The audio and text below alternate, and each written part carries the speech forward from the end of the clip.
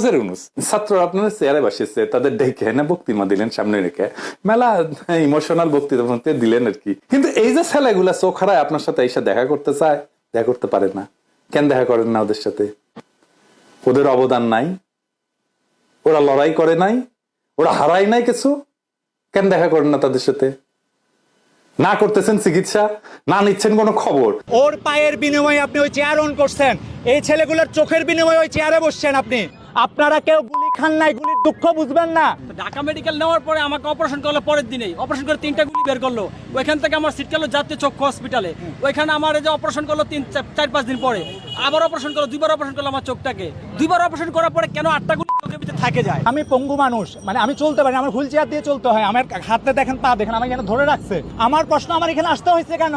আমি এই মানুষগুলো নিয়ে এখানে কেন আসতে হয়েছে? সর্বশেষ আমার সাথে অনেক উপদেষ্টার সাথে কথা হয়েছে, তাদের কথা শুনে মনে হচ্ছে আমরা এখানে